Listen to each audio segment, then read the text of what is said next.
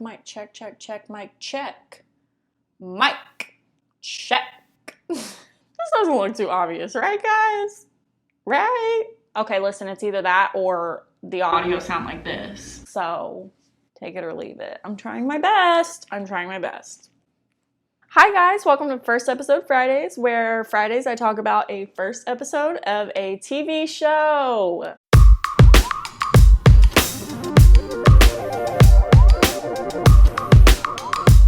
This week we're going to be talking about Zoey 101. Zoey 101 is a Nickelodeon TV show, and it aired its first episode in 2005, I think on Teen Nick. I just want y'all to see my eyeshadow. The first episode of the series is titled Welcome to PCA. A lot of TV shows have like a cold opening where there's like a short little joke and then it cuts to the theme song. Not Zoey 101. They cut straight to the chase and played the iconic theme song sung by no other than Jamie Lynn Spears herself. Except not. I'm gonna have to sing it. Y'all know how this goes. Because I'm not trying to get copyrighted. Because I gotta pay rent. Not like this pays rent, but one day, I was really sad. Just play the theme song. So it got copyright claimed, even though I sang my own version and cut down the visuals of it. Anyways, if you would like to hear me singing the theme song, go head over to my Twitter and you can see it there, because I'm just gonna post the theme song there. Sorry guys. So right off the bat, the episode starts off and we're introduced to Zoey, which we can only assume is the main character of the show. You know Zoey, like the 101 Zoey. She's on her way to boarding school. And growing up, I always thought boarding school was like for bad kids. Let me look it up. An institution where children live within premises while being given formal instruction. The word boarding is used in the sense of room and board, lodging and meals. I don't know. I always thought people got sent away to boarding school like if they were bad or like a troubled kid, but that's not the case in Zoey 101 or apparently in boarding schools at all. They're actually pretty bougie. So yeah, Zoey and her dad and her little brother are on their way to, send Zoey off to her first day of school. Zoey's little brother really has to pee. I've got 20 ounces of water in a 10-ounce bladder. Stop the car! He is peeing on a tree, and Zoey and her dad have a heart-to-heart conversation about sending her off to boarding school and how he's sad. And then this is when we learn that PCA, the school that she's going to, Pacific Coast Academy, if you will, was an all-boys school, and this is the first year that they have become co-ed, is that the word? I don't know. It's just the Pacific Coast Academy has always been for boys only, and your mom and I worry that... I'll be okay. Also, there's gnats in my apartment. I left a bowl of soup out. Don't do that, because they're all over the place now. Anyways, y'all want to come over? We got gnats. So Zoey arrives to school in the first of many, many skirts. When I tell you, this girl had me wanting a denim mini skirt so bad, and then when I finally got one, I was so insecure in it, and I felt like if I moved in the slightest, my butt would be out. So I don't know how she wore them so confidently. Probably because she had shorter legs. I just have very lanky legs, so mini skirts never worked for me. I couldn't live out my Zoey 101 fantasy. It's fine though. So now we're introduced to Chase. Hey! Him and Zoey have their first interaction, their first encounter. It's very quirky, it's very cute, it's very innocent. Hey!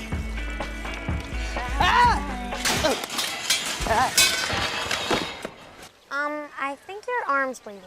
I'm Zoey. Chase! Chase is adorable. He's kind of like an angel sent from heaven above. So, are you a new student here at PCA? Yeah, I think it's great that PCA is finally letting in girls. And you probably did too, being a girl and all. And he offers to walk Zoey to her dorm because she hasn't seen it yet. She doesn't know where it is. And so he's walking around, giving her a tour of the campus. And he brings her to her room 101. He brings Zoey to room 101 in the show Zoey 101. Yeah. You keeping up? He brings her to her dorm, and this dorm is freaking amazing. It's like a preteen 2005 Wonderland. Whoa, this is my room? Oh my god, I can see the ocean from here. And even more important, your own mini fridge. Wow. I wouldn't know how to act if this was my room. So then Zoe's in her dorm and she hears a scream, and this is when we meet Nicole. Zoe runs to where she heard the scream. It's in the bathroom, and Nicole's like, That's the matter. This is a girls' dorm, and that is clearly not for girls. ah, a urinal. Oh, and we also learned that Nicole is Zoe's roommate, because Nicole's like, girl, what room are you in? Zoe's like, 101. And Nicole screams again. She's like, we're roommates. Anyways, Nicole's scared of the urinal. Why is the urinal there? Well, because it used to be an all-boys school, duh. But also, like, you see their lavish dorm, and you're like, okay, if y'all had the time and the money to make that dorm for the upcoming girl students, you mean to tell me you really couldn't have just removed the urinal and replaced it with a toilet? Or even just like built a whole new bathroom if you really wanted to throw some razzle dazzle in there. It just doesn't really add up to me. Okay, then we meet the other roommate, Dana, and honestly, I'm not that invested in her because I know she doesn't stick around for longer than like season 1. But she is a key part of this episode, so I guess I have to talk about her. Dana's kind of a badass. She's like, don't touch my stuff and we won't have a problem. And Zoe and Nicole are like, okay. So then Nicole is like, I hate this top. and Zoe's like, girl, it's like kind of ugly, yeah. Hand me those scissors. And she like cuts her shirt. It cuts to the next scene. And How'd you do this? Nicole has this like long sleeve shirt on. And all Zoe did was like cut out the sleeves, but like left the cuffs. So she... zero drip, okay? It's weird. But anyways, Nicole's like, oh my gosh, this looks so good. You're like a wizard with scissors. I'm gonna call you the Scissor Wizard. I'm sorry, the Scissor Wizard? Hey, Nickelodeon. I really think you're trying to hint at some sexual innuendos here.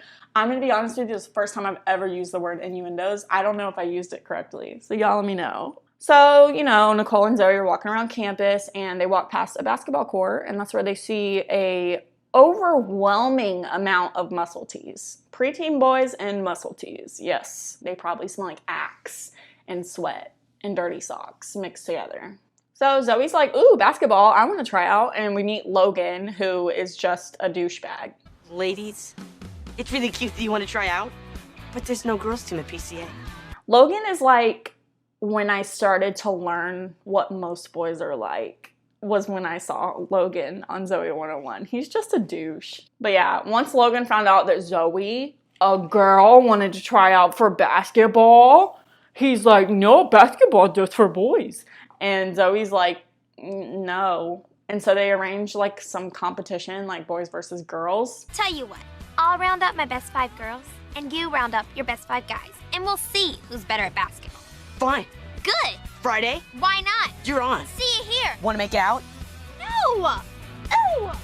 And alas, feminism was born. The first movement of feminism we are seeing right before our eyes. So then at like tryouts for the girls team, we meet a very underrated character. I think throughout the show, she becomes more of like a staple character, but in season 1, she's not very like big. Quinn. I once made a basketball explode. How? Chemicals. I used to think she was so weird, but she's actually so funny. Go off, Quinn. Dana was at this tryout thing. What's so respectable about a bunch of girls getting their butts beat? You know what? I'm out of here. Dana. The thing with Dana that kind of annoys me is she came to this tryout thing, right? It's not mandatory. You don't have to come to this. So why come if you're just gonna be like, I don't want to be here. And she's like, this is stupid. We're gonna get our butts kicked. I'm out of here. And she bails, and a bunch of other girls go with her. So then it's only like 5 girls left. They have just enough to make a team, and it's like a group of girly girls that don't know what they're doing. We're gonna lose. No, we're gonna lose bad. My legs are sore. My hair is sore. Except Zoey. Zoey has confidence, which leads me to believe she might actually be pretty good at basketball. I don't know. We'll have to find out. Well, we still have 3 more days to practice, so maybe we can Face it, Zoe. You're the only girl on our team who can play this game. The rest of us are suckish. And alas, the day has arrived. The competition, guys versus girls. So there is an adult present for like the first time in this entire episode. It's like the gym / basketball coach. He's also Australian. Anyways, the coach is like, okay guys, we're gonna start. No.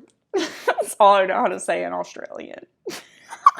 Eating Australian accent. The way that I can't tell the difference between a British accent and an Australian accent is really embarrassing. I think this guy's Australian. Anyways. Chase is there. He's an angel as per usual. Zoey, play good. You too. Logan's a douche as per usual. Good luck. Don't need it. And the game begins. And then there is the most uncomfortably long montage of them playing basketball. Gasketball? Yeah, gasketball. That's what I meant to say. So the basketball montage is set to like this very interesting musical piece.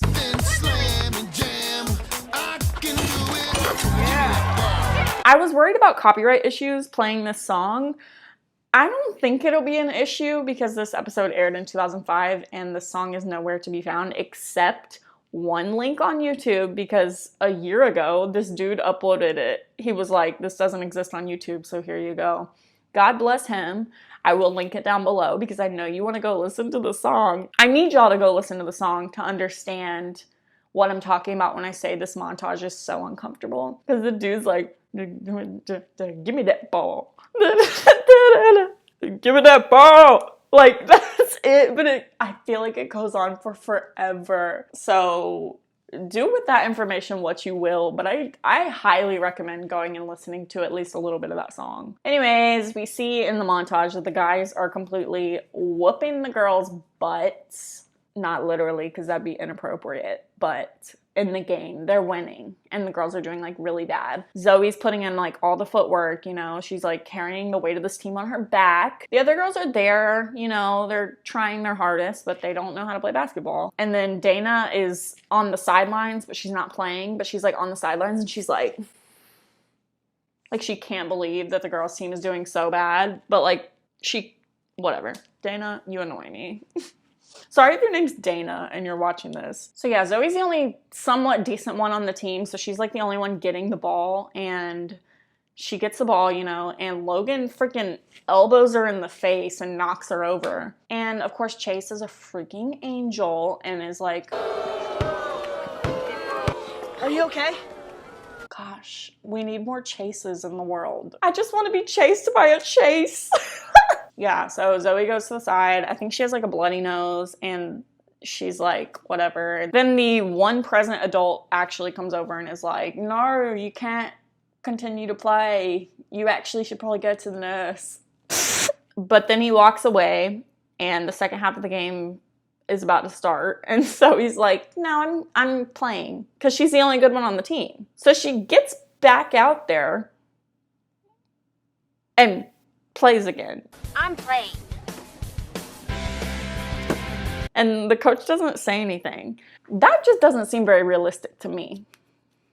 If a teacher told me to go to the nurse, I would kind of have to go to the nurse. But that's just me. I don't know. Anyway, so the girls are walking back onto the field, the court. And then Dana walks in with her monochromatic outfit, okay? And she's like, can I play? They let her play. She ends up being really freaking good. Her and Zoey, you know, catch up to the boys and believe it or not, they catch up and it's 1 point away, okay? 4 seconds left on the clock. Dana takes her last slow motion shot and she misses. Yep. The emotions I felt when this happened, I was so invested in that basketball montage. And I just kind of expected that things were gonna go the girls' way once Dana, you know, was like kicking butt. So yeah, technically the boys won. Logan's a douche. But then the Australian / maybe British basketball coach offers Zoe and Dana a spot on the basketball team. How would you two girls like to join the basketball team? What? I'll think about it. Fair enough. What about you, Zoe? I think you'd make an excellent point guard. Sure, I'll play. Coach, I play point guard. Sometimes things change. Yeah, girl, go you, Zoe. Zoe took Logan's spot. That's what he gets for being a little weenie head. All right, so now we're in the lounge and we're having a pizza party. Are you kidding me? Look at this lounge, okay? I've never been in a facility this nice, ever. But yeah, this is just their lounge, whatever. Keep in mind there's a urinal in the girls' bathroom still for some reason, but it's fine. It's fine. So the girls are just having their little pizza party and Chase walks in with a group of guys. Chase, you know, Chase, the angel himself. God's given angel from heaven above. He walks in and he's like, hey, can we join you guys? So then Zoe's like, yeah, y'all can hang out with us. And then, are you good? So yeah, the boys, you know, asked if they could party and Zoe's like, yeah, sure. And then Quinn is like, let's Give them some food, turn up the music, and let's get this party started, yo! And no one matches her energy. Like, no one in that room matches Quinn's energy. Like, Quinn is here and everyone's down here. And I'm so disappointed in that. And I really wish that Nickelodeon had went with a different direction in that. Because I want more Quinns around when I'm, like, hanging out with friends. Because, like, yeah, she's just, like, in her moment, you know? So the episode wraps up to an ending of the girls in the bathroom. Is it ready? Almost. One more turn, And they decorate the urinal. And they're, like, hugging and clapping about it. And then it actually still functions and they, like, flush it and it's like a waterfall. Yay, y'all decorated it. I'd be more like, y'all, let's learn how to pee in it. Like, I've always wanted to try to pee in a urinal. Actually, I did one time. I tried to. It didn't work. One time, like, in high school when I played soccer, we, like, got sent to a boys' locker room to change with, like, just the girls' team. There was no boys in there. But I was like, let me try.